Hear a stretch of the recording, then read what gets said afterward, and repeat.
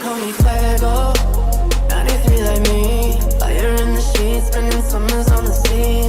Quedo, she throw away home. Bev Hill life on Rodeo. And they've shown that they're able to do it, but it is time. It's our final game of the day, Group C and D, presented by Intel once again. Let's head over to Sims as well as Toby for all of the action.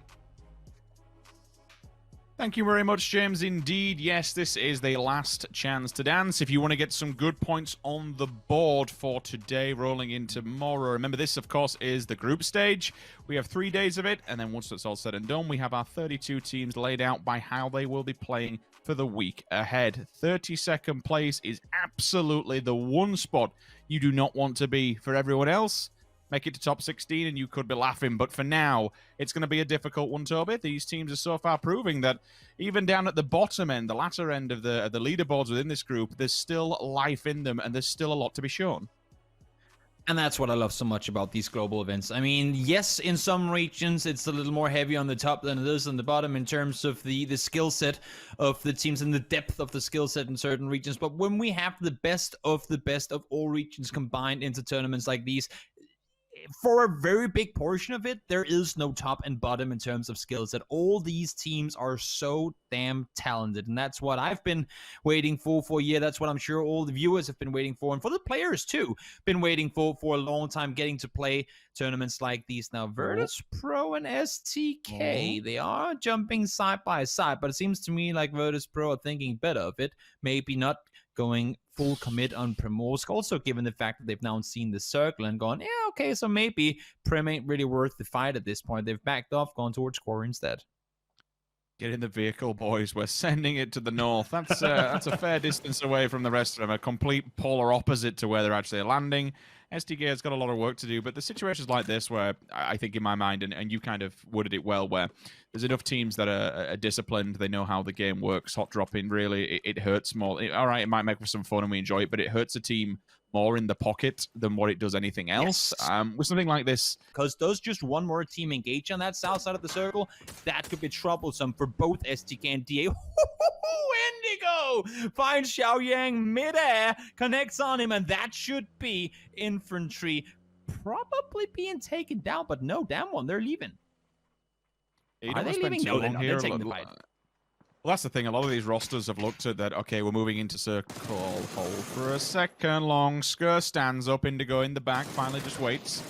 Bit of trigger discipline, but there will be shots coming his way, so he needs to be aware of that. Simultaneously gets the flush, so it's job done. Under. Does he want more of this? Especially if he knows he's made contact with him and he's damaged.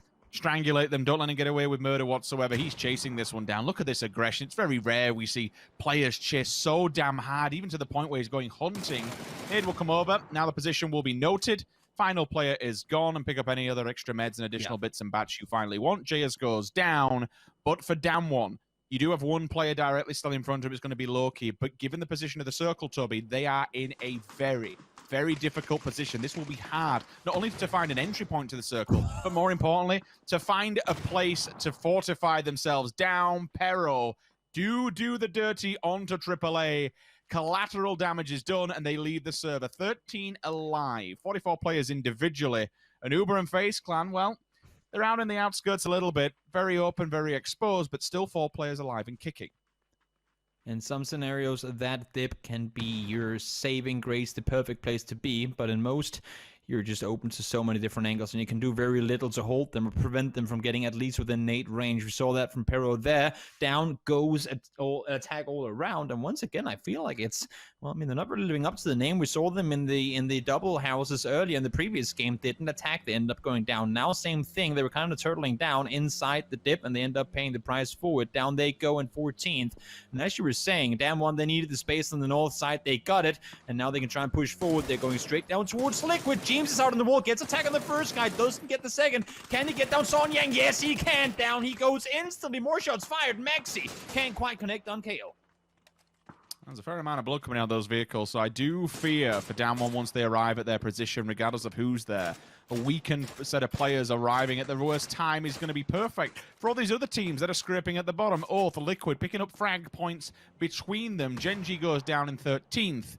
And again, with Damwon up at the top of the tables alongside Gen G being very weak, and this will be a good time for everyone around that middle pack to try and jump them out of the smoke and into the shack we go. Ike's left on with the kill. We're on board with Under, having a look at what he's doing. Meanwhile, Petra are just going toe-to-toe. Tian's there as well. Squeaky will fall. Batulins. Bit of a European battle going on off-screen as he is confirmed dead. But Lorena hits the deck instantly. Very little HP. And does somehow still manage to get a shot back.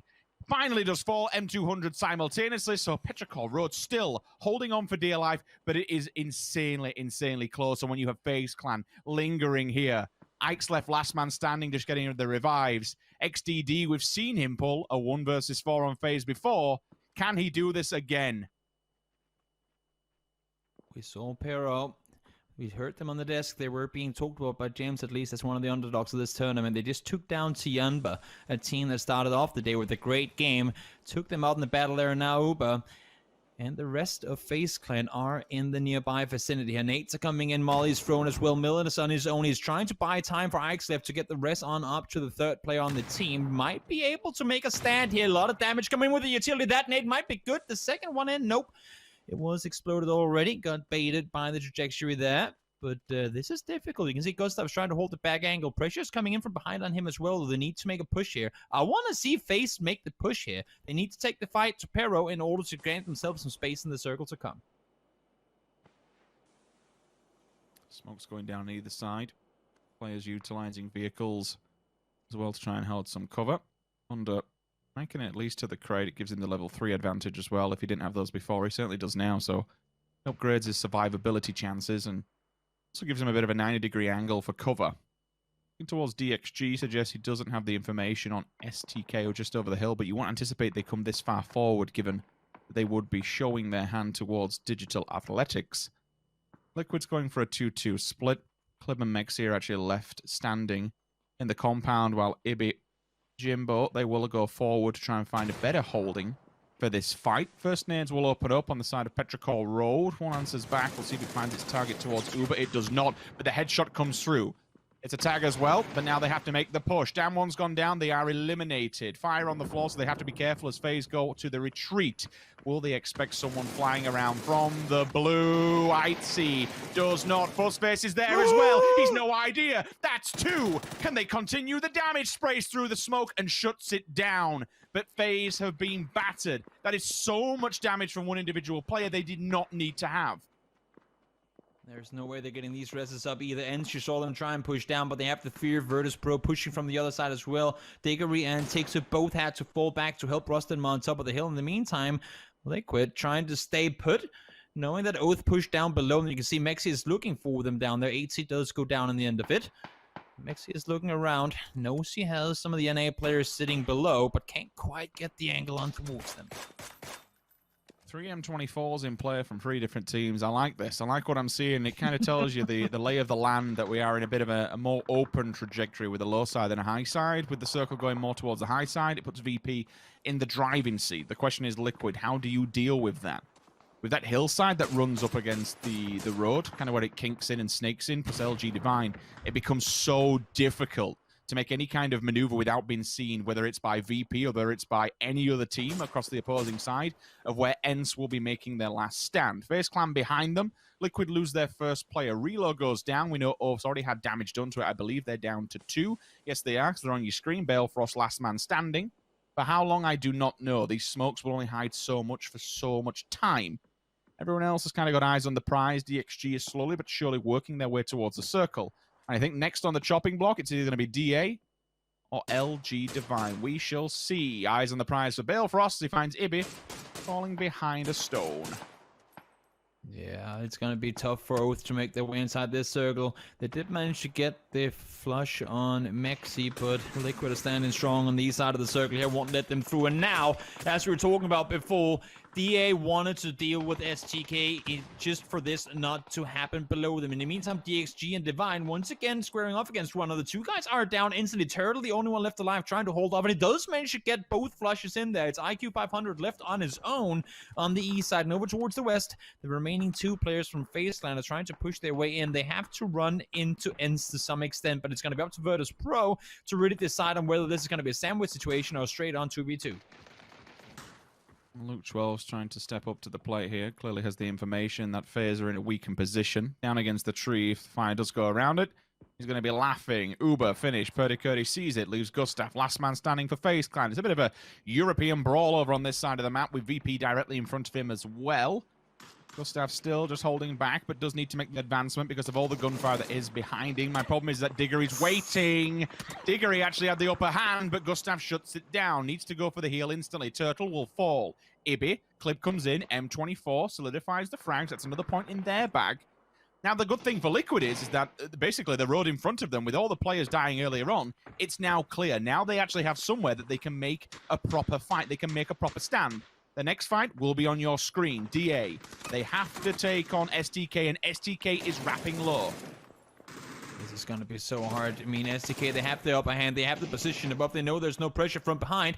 This is going to be DA having to take the fight too, and they know Liquid are holding from below. They need to push over this hill. Essentially, I'm not sure how they can play below without Liquid getting eyes on them. They might have a little Saga. Nope, they don't. Smash already been found instantly by Clip. Now, push over the top from STK. First one down. Alo finds him. Mert goes down immediately after. Will it be the triple? No, it won't. Purdy gets it, but doesn't matter. DA eliminated. Shoot to kill. All the room in the world now, but Liquid are making their way over towards them. 3 EU teams against Shoot to Kill, all against one another, of course, but let's see if STK has what it takes to bring home this one. Clip going off with an M24, that's kind of what you want to see. FaZe Clan, I wouldn't anticipate Mex too much now. The only thing he can do is really do damage, but by doing that, it just slows them down and slows the approach. VP, I mean, we'd have to say, Toby, after seeing how they play for some time, this is kind of the perfect scenario for them. They've got 4 players alive. They've been quiet. They've been cautious.